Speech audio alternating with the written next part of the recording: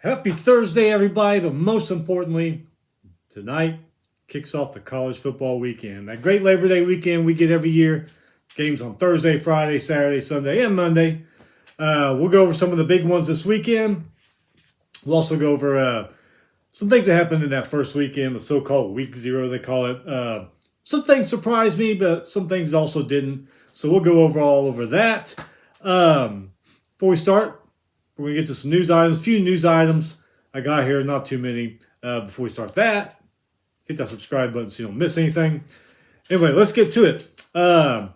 This week, Big 12 in talks with UConn about joining the conference. As of this, which was a few days ago, there is no vote yet. They may have already voted. But AD from UConn, David Benedict, did meet with the Big 12 ADs in Dallas last week.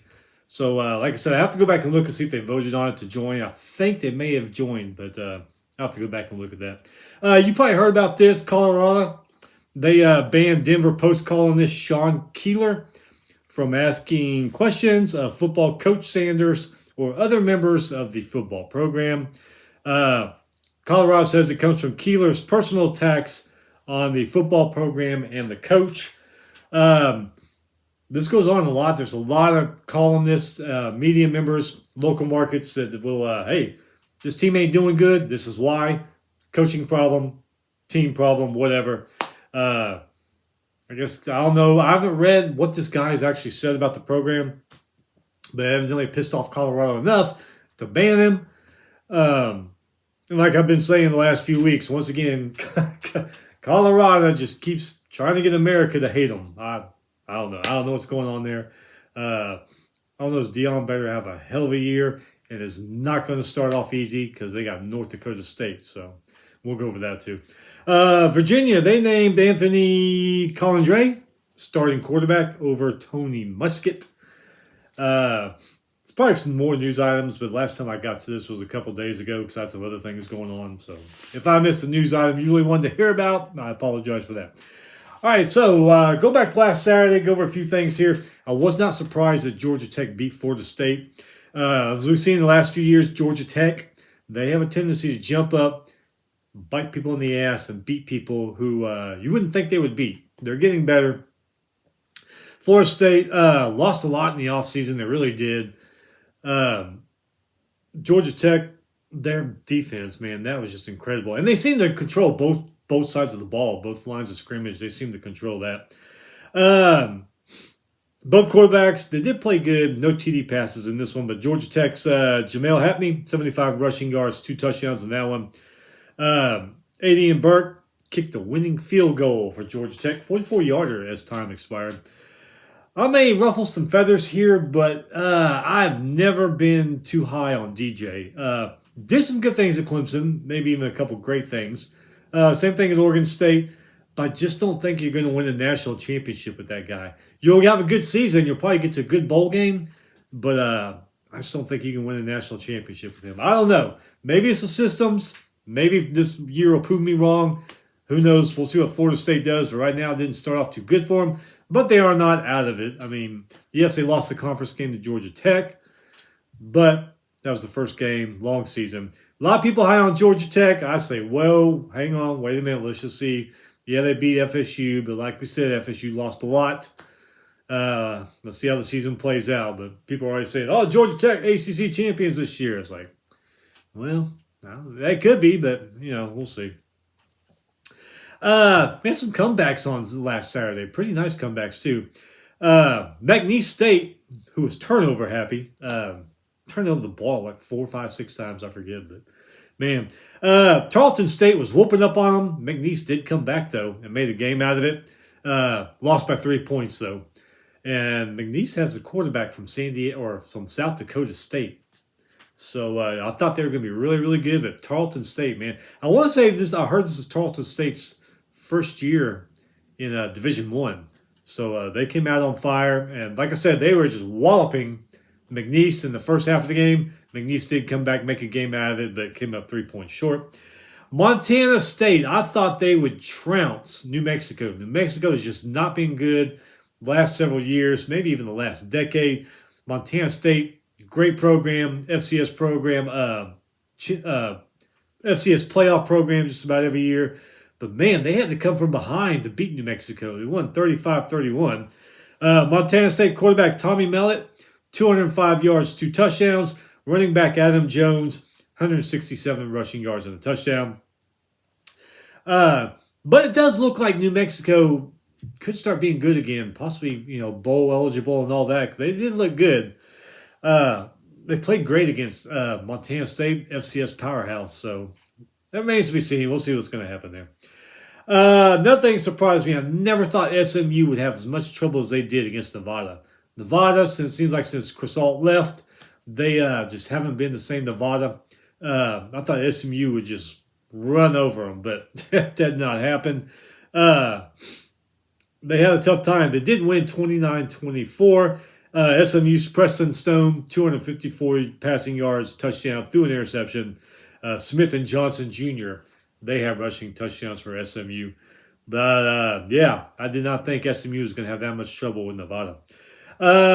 While we were sleeping, because Hawaii wants to make you pay now to watch their home games late at night instead of being on ESPN like we used to watch, remember?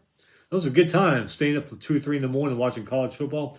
Well, most of us missed their quarterback, Drayden Shager, 203 passing yards, 2 touchdowns, ran for 38 yards and 2 touchdowns against Delaware State. Delaware State made a game of it in the first half, fell apart in the second half. Hawaii took over, and they won. But it's a shame we missed that because Hawaii wants us to pay to watch their late-night games.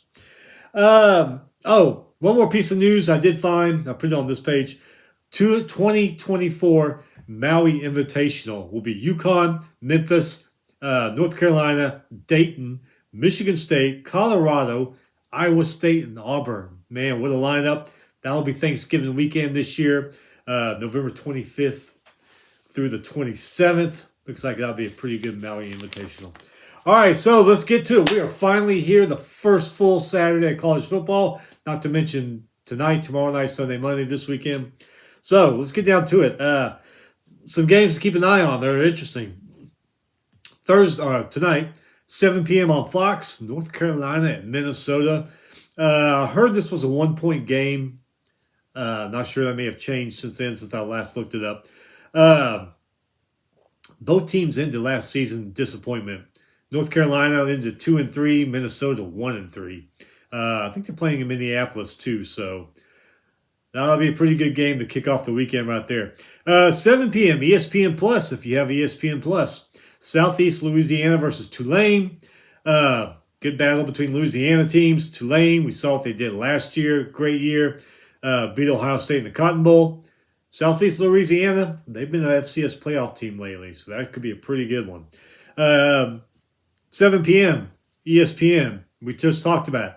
North Dakota State versus Colorado. We've all known North Dakota State Bison, as they call them. National championships, FCS playoffs, hell of an FCS program. Dion needs to win this game bad to shut people up. I think if they lose tonight, the rest of America is going to be all over them. They've already, like I said, they've already pissing off America the things they do and say. Boy, if they lose this game tonight, 8 p.m. ESPN Plus, Southern Utah versus Utah. Southern Utah, another very good FCS team. Cody Rising coming back to play for Utah tonight. If I remember right, I heard he hadn't played since the 2022 Rose Bowl. So he's going to make his debut coming back again tonight. 8 p.m. Big Ten Network, Eastern Illinois versus Illinois. Some people are picking Eastern Illinois. Some people on the media saying Eastern Illinois could beat Illinois tonight in Champaign. So we'll see about that. Friday, there's some games. Nothing really stuck out. So let's move on to Saturday. 11 a.m. ABC. Number 1 Georgia versus number 14 Clemson. As Clemson built themselves back to win these big games like this. Georgia, they lost a few things. We're going to see how they look. 11 o'clock ACC Network. Austin Peay versus Louisville. Austin Peay, been a pretty good FCS team. Louisville, well, we'll see. 11 a.m. Fox. I'm going to be watching this one. The Backyard Brawl. Penn State versus West Virginia. Remember that went away for a few years. Now they've been playing again. We've seen West Virginia, very improved team. Penn State has a reputation lately of not winning against the big teams. Ohio State, Michigan. Maybe adding West Virginia to that Saturday. We'll see about that. 11 a.m. Big Ten Network. Illinois State versus Iowa. Iowa fans are happy. Kirk Ferentz's son is gone. Got a new offensive coordinator. So can Iowa score more points now on offense than they have been? That's going to be a big question. Here's another one that could be very interesting and could be upset. We'll see. Unfortunately, for some reason, it's on ESPN Plus, or at least as it was a couple days ago. I don't know. Maybe it moved to a network. 1 p.m. South Dakota State, hell of an FCS program. National championships versus number 17, Oklahoma State. They are playing in Stillwater. Just like Colorado, Oklahoma State needs to win this game. Playing an FCS powerhouse. I would not be shocked if South Dakota State wins this game. The thing is, the reason I mention this, Oklahoma State, we see it every year. They start off great and fade at the end of the year. However, I believe it was last year, not very good at the beginning of the year, and it just took off and went strong at the end of the year. So, who knows what Cowboy team you're going to get on Saturday? And you're playing against South Dakota State? Man. 2:30 p.m. CBS, number 19, Miami versus Florida. We're going to find out, is Miami really worthy of that number 19 ranking since Van Dyke left? Where did Van Dyke go? Wisconsin, I think? Yeah, he went to Wisconsin, I believe it was. Is Florida going to be improved this year under Billy Napier? We'll see. They showed those, remember they showed what they could be a couple years ago when they beat Utah in that opening weekend. Everybody's like, oh, crap, Florida Gators are back. They weren't. Intriguing game. We're going to see what happens there. 2:30 ACC Network, Ohio versus Syracuse. Ohio, very good MAC team. Syracuse, last few years they started off strong, faded. We'll see how they do against Ohio. 2:30 Fox Sports 1, North Dakota versus Iowa State. North Dakota, another good FCS team. Iowa State's kind of faded the last few years. 2:30 Big Ten Network, Miami of Ohio versus Northwestern. Northwestern, we all saw what happened last year. A hell of a turnaround. I really thought they would be 1-11, maybe 2-10, if they got lucky after all that stuff that happened with Pat Fitzgerald. But no, they proved everybody wrong. Miami of Ohio, they are the MAC champs. So that could be very interesting. Northwestern, they're redoing Ryan Field. Things gone, except for a few things. I got that left standing. They're building around it. They were going to play in the soccer stadium in the next couple of years, but they just built a whole little mini stadium there. I think it only holds like 25,000. But it's a pretty cool looking little stadium if you haven't seen it. If you haven't seen it, go check it out. But that's what they'll be playing. I think it's on Lakefront too. So I think they'll be playing there in the next couple of years. What we got? 6 p.m. ESPN, Western Kentucky at number 5, Alabama. We all know Western Kentucky, very good team. They've had some good quarterbacks last few years. Bama breaking in a new coach and new system. We'll see how that works for them. 6 p.m. ESPN Plus, Tarleton State versus Baylor. Talked about what Tarleton State did to McNeese last Saturday. Baylor, all kinds of issues on and off the field. They just haven't been good the last few years. Maybe Tarleton State can go in there and beat Baylor and Waco. Tarleton State from the little hill country town of Stephenville, Texas. 6 p.m. FS1, UNLV versus Houston. Can Coach Fitz, who came from Tulane, took Tulane to the Cotton Bowl last year, came to Houston. Can he fix the issues there against the UNLV team that was very, very good last year? 6:30 NBC, Fresno State versus Michigan. Fresno has been historically a good program last few years. Michigan, seems like they're getting a new team. They lost a lot. We'll see how that one's going to work out for them.